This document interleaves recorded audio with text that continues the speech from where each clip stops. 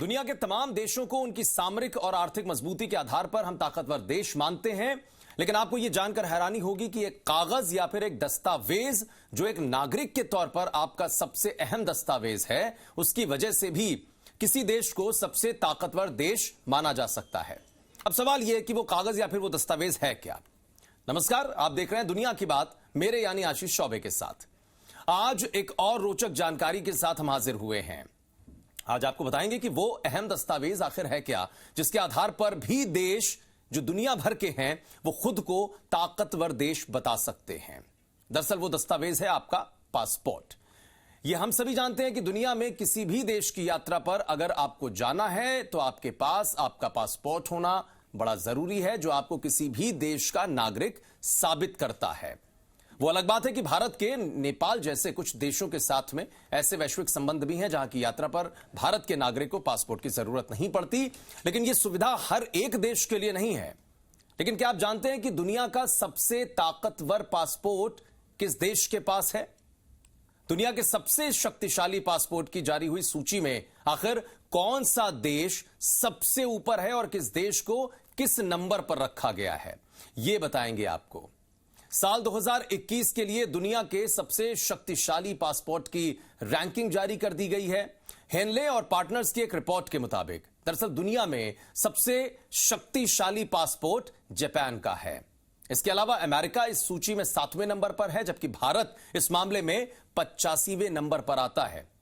बात अगर पाकिस्तान की करें तो इस सूची में पाकिस्तान नीचे से 4थे नंबर पर आता है और चीन की रैंकिंग इस मामले में 70वीं है।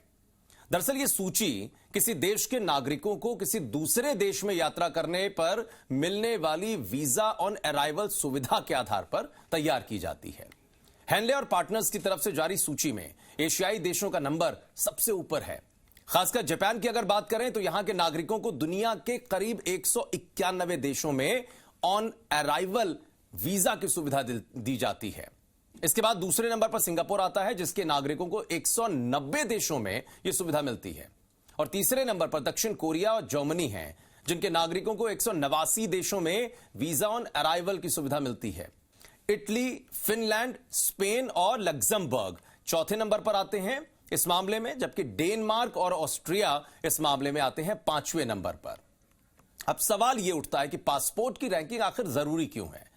दरअसल किसी भी देश के लिए पासपोर्ट की रैंकिंग से यह पता चलता है कि उस देश के कितने नागरिक बिना वीजा के घूम सकते हैं, और यही शायद उस देश की मजबूती का एक आधार भी है।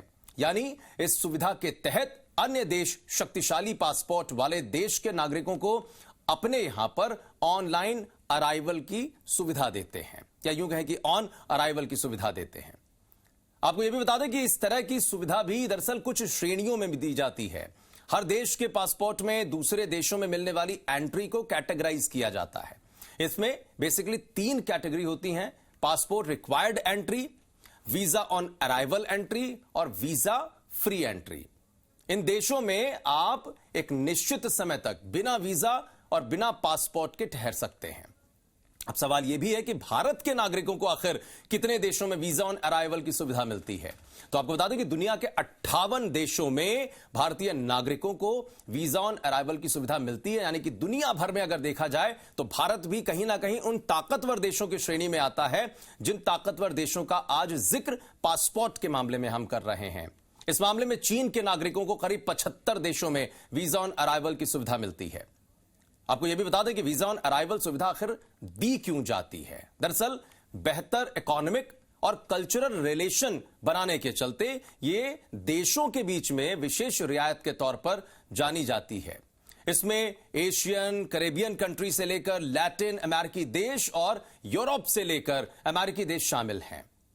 जहां तक बात भारतीयों की है तो Vanuatu, Trinidad and Tobago, Saint Vincent and the Grenadines, Senegal, Saint Kitts and Nevis, फिलिस्तीन, Micronesia, Mauritius, Macau, Jamaica, Indonesia, Haiti, Grenada, Fiji, Salvador, Ecuador, Dominica, Nepal और भूटान।